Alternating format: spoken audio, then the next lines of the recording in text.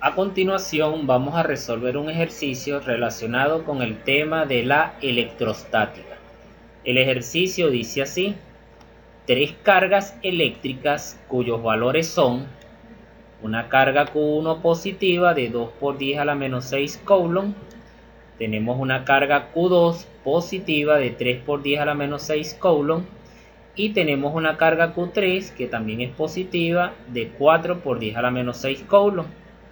Estas cargas se encuentran ubicadas en los vértices de un triángulo equilátero que tiene 10 elevado a la menos 1 metro de lado, tal como se indica en la figura.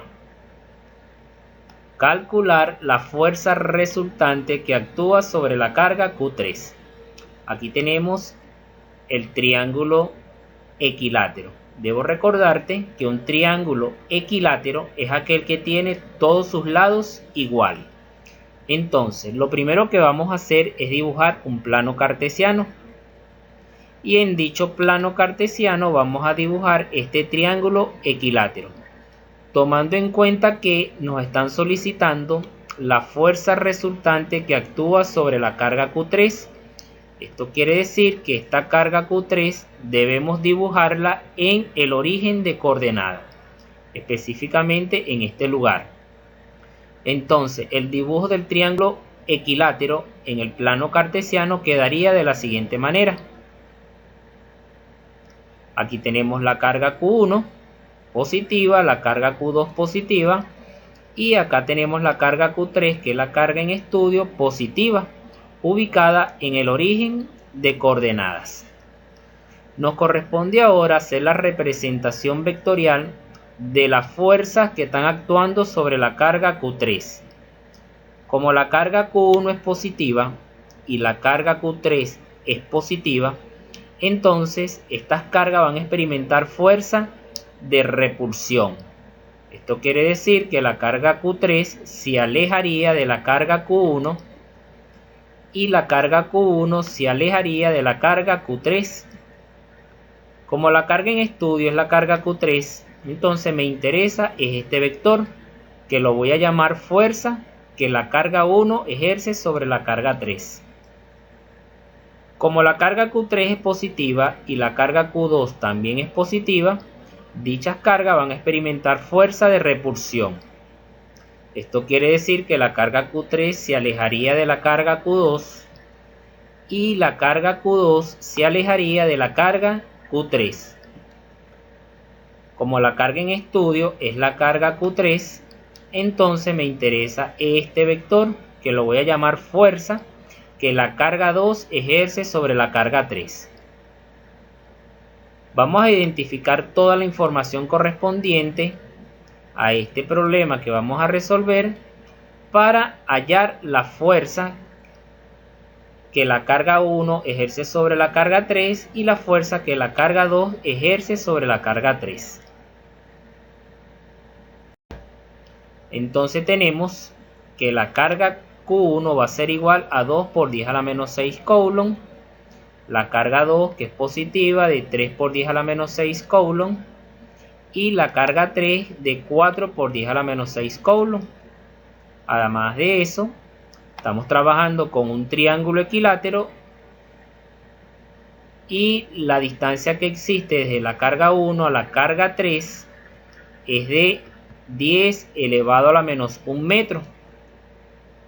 Si esta distancia es igual a 10 a la menos 1 metro y estamos trabajando con un triángulo equilátero, entonces la distancia que existe desde la carga 2 a la carga Q3 también es igual a 10 a la menos 1 metro. Debemos hallar la fuerza 2,3 y la fuerza 1,3. ¿Cómo vamos a hallar esa fuerza? Aplicando la fórmula de la ley de Coulomb. Acá tenemos las fórmulas, donde la K representa una constante electrostática, Q1 y Q2 son las cargas respectivamente, y R13 es la distancia que existe entre dichas cargas. Igual ocurre con la fuerza 2,3, tenemos la constante electrostática, tenemos las cargas y la distancia que existe entre dichas cargas elevado al cuadrado. Vamos a hacer las sustituciones correspondientes para poder hallar dichas fuerzas.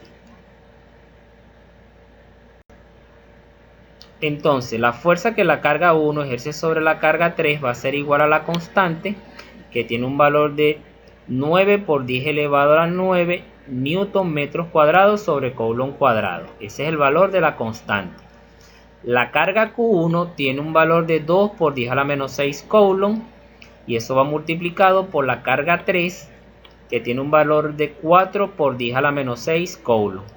Eso va dividido entre la distancia 1,3 al cuadrado, que es de 10 a la menos 1 metro. Lo colocamos entre paréntesis y lo elevamos al cuadrado. Vamos a multiplicar aquellos números que no son potencia de base 10. Multiplicamos 9 por 2, que serían 18, y 18 multiplicado por 4 nos da 72.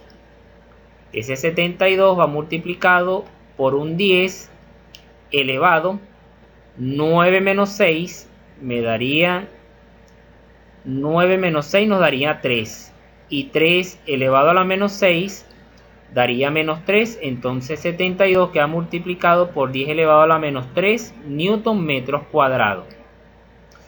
Coulomb cuadrado se simplifica con coulomb por coulomb, y en el denominador me quedaría 10 elevado a la menos 2 metros cuadrados, ya que multiplicamos 2 por menos 1. Si dividimos 72 entre 1 serían 72.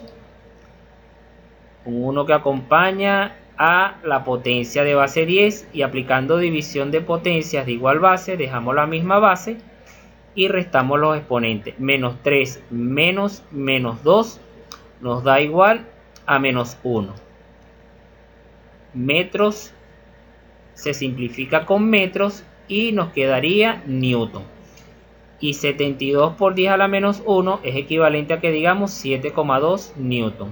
Y hemos hallado la primera fuerza. Vamos a buscar la segunda fuerza, que es la fuerza 2,3.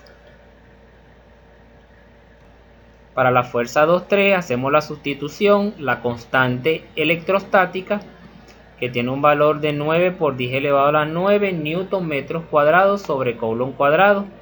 Eso va multiplicado por la carga 2, que es 3 por 10 a la menos 6 coulomb, y a su vez multiplicado por la carga 3, que es 4 por 10 a la menos 6 coulomb. Eso va dividido entre la distancia entre dichas cargas, que es 10 elevado a la menos 1 metro. Todo eso elevado al cuadrado. Ok, multiplicamos las potencias o los números que no son potencia de base 10. 9 por 3 serían 27, y 27 multiplicado por 4 serían 108.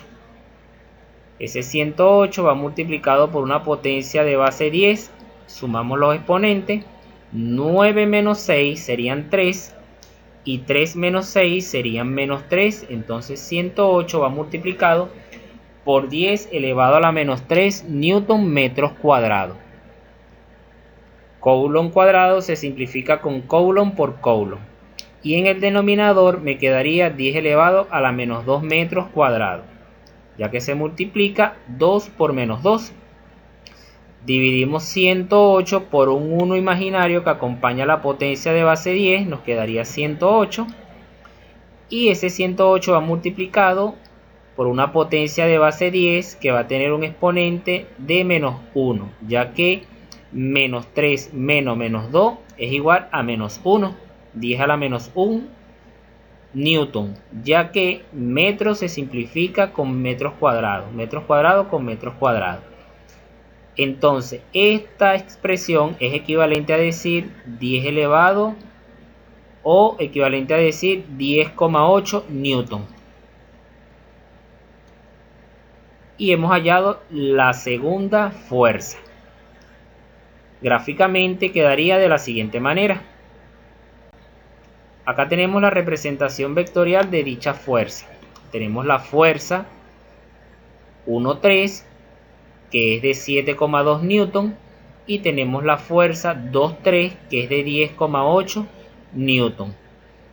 Entonces, como estamos trabajando con un triángulo equilátero, y la suma de los ángulos internos de cualquier triángulo es 180, además de eso, en un triángulo equilátero, cada vértice tiene un ángulo de 60 grados. Es decir, que aquí mide 60 grados, acá mide 60 grados y acá mide 60 grados, que suman 180. Entonces, si acá tenemos 60 grados, en este pedacito que tenemos acá tenemos 60 grados y acá tenemos 60 grados, ya que la suma de estos tres ángulos debería dar un ángulo llano que son 180. Por ser opuesto por el vértice, si este ángulo mide 60, acá mediría 60 grados. Y por ser opuesto por el vértice, si acá mide 60, entonces acá también mediría 60 grados. Con esta información, con la magnitud de cada fuerza y este ángulo, vamos a hallar las fuerzas que están actuando sobre los ejes, para poder hallar la fuerza resultante. Entonces, tenemos una fuerza que está actuando sobre el eje X, que vamos a llamar fuerza 1 en X debido a esta fuerza. Y tenemos una fuerza que está actuando sobre el eje Y, que vamos a llamar fuerza 1 en Y debido a esta fuerza, que es la fuerza 1,3. Tenemos además una fuerza en el eje de las X negativas, que está actuando sobre el eje X debido a esta fuerza, que es la fuerza 2,3, y tenemos otra fuerza que está actuando sobre el eje Y debido a la fuerza 2,3. Entonces tenemos la fuerza 1,3 en X y la fuerza 1,3 en Y. Tenemos la fuerza 2,3 en X y la fuerza 2,3 en Y. Ok, después de hacer esta representación vectorial de las fuerzas que están actuando sobre los ejes debido a la fuerza 1,3 y debido a la fuerza 2,3, entonces vamos a hallar el valor de esa fuerza. ¿Cómo vamos a hallar el valor de esa fuerza? Haciendo uso de la función seno y coseno. Para las fuerzas que están actuando sobre el eje X vamos a usar la función coseno, y para las fuerzas que están actuando sobre el eje Y vamos a usar la función seno de la siguiente manera. Entonces, para las fuerzas en X decimos que fuerzas en X va a ser igual a la magnitud de la fuerza multiplicado por el coseno del ángulo. Puedo decir que la fuerza 1,3 en X va a ser igual a la fuerza, pero ¿de qué fuerza están hablando? De la fuerza 1,3, que es de 7,2 newton, multiplicado por el coseno del ángulo, que en este caso es de 60 grados. 7,2 newton multiplicado por el coseno de 60 grados nos da un valor de 3,6 newton. Y la fuerza 2,3 en X va a ser igual a la fuerza, que en este caso es la fuerza 2,3, que es de 10,8 newton, multiplicado por el coseno del ángulo, que en este caso es de 60 grados. Como puedes observar, acá tenemos un signo negativo que corresponde a que la fuerza 2,3 en X se encuentra sobre el eje X negativo. Entonces, la fuerza 2,3 en el eje X va a ser igual a menos 5,4 newton, que es el producto de 10,8 newton por el coseno de 60 grados. La fuerza resultante en el eje de las X va a ser igual a la diferencia de 3,6 newton menos 5,4 newton, que en este caso va a ser igual a menos 1,8 newton. Y esta es la fuerza resultante sobre el eje de las X. Vamos con las fuerzas que actúan sobre el eje Y. La fuerza que actúan sobre el eje Y va a ser igual a la fuerza 1,3 en Y multiplicado por la fuerza, que es 7,2 newton, por el seno de 60 grados, que es este ángulo que tenemos acá. 7,2 newton multiplicado por el seno de 60 grados va a ser igual a 6,23 newton. Y la fuerza 2 en Y va a ser igual a la fuerza 2,3, que es 10,8 newton, multiplicado por el seno del ángulo, que también es de 60 grados. Si multiplicamos 10,8 newton por el seno de 60 grados, eso va a ser igual a 9,35 newton. Podemos decir entonces que la fuerza resultante sobre el eje Y va a ser igual a la sumatoria de estas dos fuerzas, ya que ambas son positivas. 6,23 newton sumado con 9,35 newton nos da como resultado 15,58 newton. Y hemos hallado la fuerza resultante sobre el eje Y. Ahora vamos a representar gráficamente la fuerza resultante sobre el eje de las X y la fuerza resultante sobre el eje de las Y. Eso nos va a permitir hallar la fuerza resultante que actúa sobre la carga Q3. Dibujamos el plano cartesiano. La fuerza resultante en el eje de las X negativa se encuentra sobre el eje X negativo. Y la fuerza resultante sobre el eje de las Y es una fuerza positiva y la vamos a ubicar en el eje Y de las ordenadas positivo. Hacemos una proyección perpendicular a los ejes de estas dos fuerzas. El punto de unión entre esas rectas perpendiculares es el punto donde va a llegar la fuerza resultante, es decir, desde el origen hasta dicho punto hacemos la representación vectorial de la fuerza resultante. Esa fuerza resultante va a ser igual a la raíz cuadrada de la fuerza resultante en X al cuadrado más la fuerza resultante al cuadrado de la fuerza que está en el eje Y. Entonces vamos a hacer la sustitución correspondiente. La fuerza resultante va a ser igual, fuerza resultante en X, ya sabemos que es menos 1,8 newton al cuadrado. Y la fuerza resultante sobre el eje Y es de 15,58 newton, eso va al cuadrado. Resolvemos dichas potencias. El resultado de dichas potencias son los siguientes. Sumamos dichos valores. Determinamos la raíz cuadrada de 245,97 newton cuadrado y nos da como resultado 15,68 newton. Es decir, que la fuerza resultante sobre la carga Q3 es de 15,68 newton. Eso es debido a la fuerza de la carga 1 y la carga 2. Nos vemos en una próxima oportunidad.